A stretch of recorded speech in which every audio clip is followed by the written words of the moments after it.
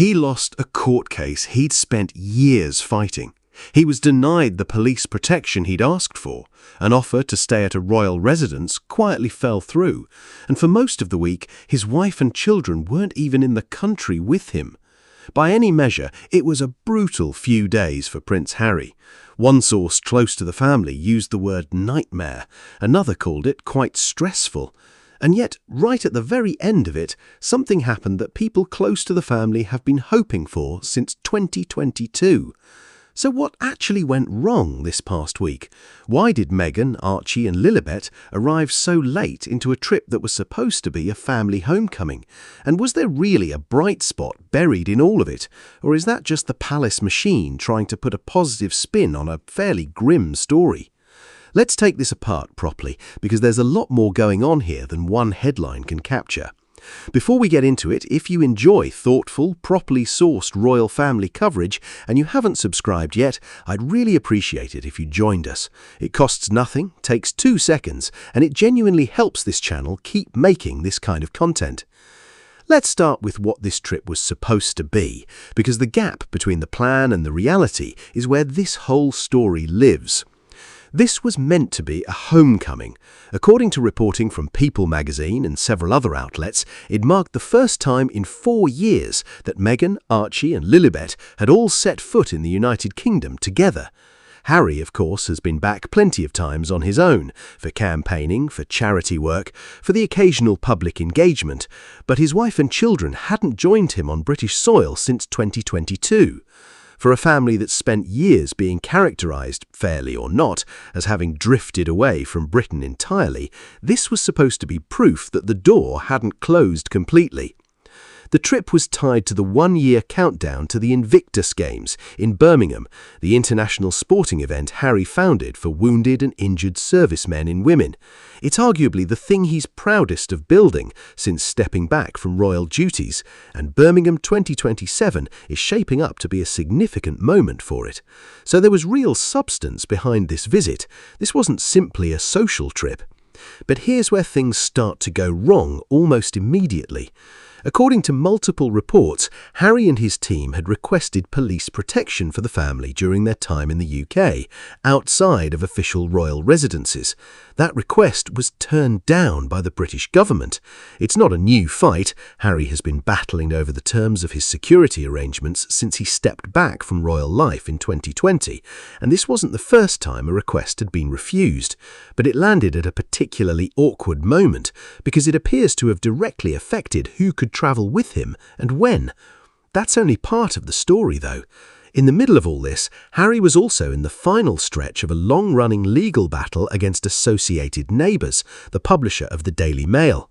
This was a case that had been years in the making, a 9-week trial that started back in January, brought by Harry alongside Elton John, David Furness, Elizabeth Hurley and several others, all alleging the publisher had used unlawful methods to gather private information going back decades. According to Al Jazeera's coverage of the verdict, the judge found that although the claimants suspected unlawful conduct by journalists, they hadn't been able to prove it, and the case was dismissed. Harry and fellow claimant Doreen Lawrence released a joint statement expressing real frustration with the outcome, describing it as a result they hadn't fully expected, but one that left them feeling they'd received no accountability at all. Think about the timing here. This ruling landed right at the start of what was meant to be a hopeful family visit. According to People, an offer for Harry to stay at a royal residence during the trip also fell through around this same period, a detail that on its own might mean very little, but stacked on top of a lost legal battle and a denied security request, it starts to paint a picture of a week where very little went Harry's way. And this is the detail that almost everyone overlooked in the noise around the court case. For most of those 5 days, Harry was essentially navigating all of this alone. Meghan, Archie and Lilibet weren't with him. According to reporting, the rest of the family only arrived in the country on the 10th of July, right near the end of the trip, for what turned out to be the most significant moment of the entire visit. That day, the full Sussex family of 4 travelled to Highgrove House, King Charles's country home in Gloucestershire, for a private reunion with the King and Queen Camilla. And this is where the story shifts, because for a family that spent years being talked about mostly in terms of distance and estrangement, this was the first time Charles had seen his grandchildren in person since 2022. Royal historian Catherine Mayer, speaking to People, made a point worth sitting with. However strange it can feel to think of the monarchy in ordinary human terms, at its core, this is simply a family that has been through enormous upheaval. Whatever anyone thinks about the institution itself, a moment like this is one most observers had genuinely hoped to see. It's worth pausing on how carefully this meeting was handled, too. Buckingham Palace confirmed the reunion took place, but released no photographs and no further details. According to People, a source close to the situation suggests that's deliberate, that reunions like this work better when they happen away from public scrutiny, giving the family room to rebuild those relationships without an audience. Mayer also noted that Camilla's presence wasn't incidental. She described the Queen as an essential, unmovable part of Charles's life, meaning any reconciliation with him inevitably involves her too. So on paper, that's a genuinely warm ending to a difficult week. But it's worth being honest about what this reunion was, and just as importantly, what it wasn't. Which brings us to perhaps the most quietly sad detail in this entire story. According to insiders cited by People, Harry's relationship with his brother remains, in the words of one source, seriously broken. Another source, who knows both brothers, said they'd expected at least some thaw by now, but there's been no real movement, particularly, they said, from William's side. No contact at all, according to that reporting. Now, it's important to be precise about what that actually means, because it would be easy to overstate it. There's no reporting suggesting William did anything during this visit to obstruct it, undermine it, or make it harder for Harry. The setbacks Harry faced that week, the court ruling, the security refusal, the residence offer falling through, came from a courtroom, from the British government, and from logistical planning, not from his brother. What the reporting actually shows is an absence. William and Kate weren't part of the Highgrove reunion, and by all accounts, the brothers simply didn't see each other during the visit. Silence, not sabotage. But that silence carries its own weight. Royal author Simon Vigor offered a reflection to People that's hard to shake, that Diana, the mother both brothers lost so young, would likely be heartbroken to see where things have ended up, especially given how close William and Harry once were as children and young men. And this changes the tone of the whole week, doesn't it? Because underneath the legal defeat, the security dispute and the residence mix-up, the story that seems to matter most to the people around this family isn't really about lawsuits or logistics at all. It's about two brothers who grew up inseparable, now living lives so separate that a 5-day trip to the same country apparently wasn't enough to bring them into the same room.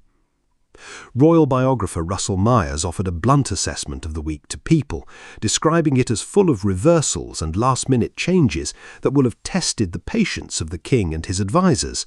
What was supposed to be framed as a big homecoming, Myers suggested, ended up looking more like a cascade of setbacks, further proof, in his view, of just how strained Harry's relationship with the institution as a whole has become.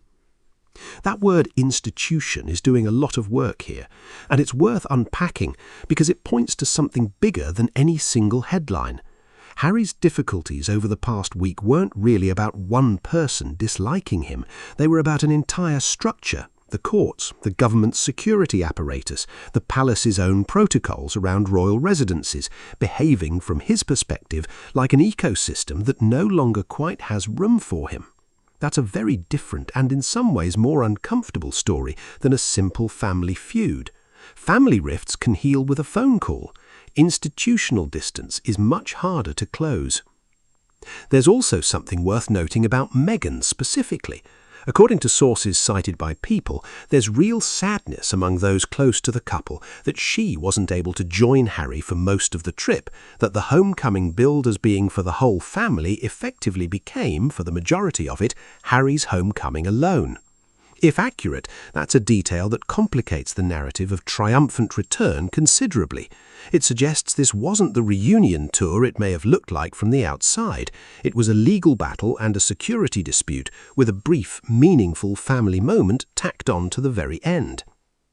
So, where does Harry go from here? According to people who know him in California, cited in that same reporting, he's never really managed to build a life in Montecito that feels fully separate from the one he left behind in Britain. One foot is always still there, as one source put it, in the legal battles, in the family ties, in the identity he can't simply leave at the border. That's a strikingly honest observation, and it might be the most important thread running through this entire story. Harry can fly home to California, but emotionally, professionally, and legally, Britain doesn't seem to let go of him quite that easily, and it's not obvious he wants it to.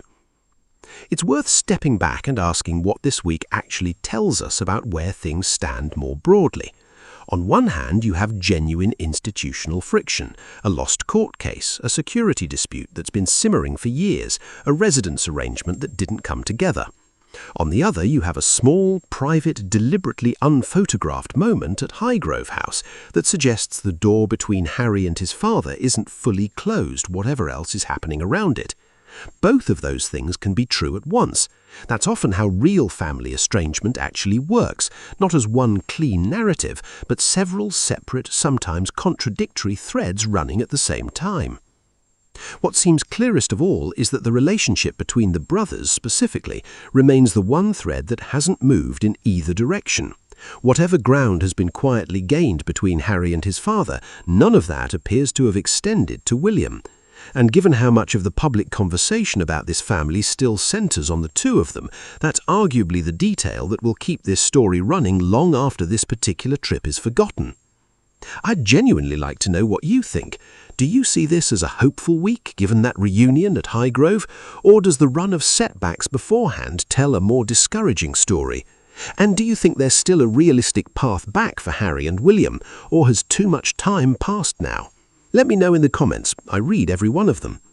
If you've enjoyed this and you want more royal family coverage that actually takes the time to get the details right, I'd love for you to subscribe.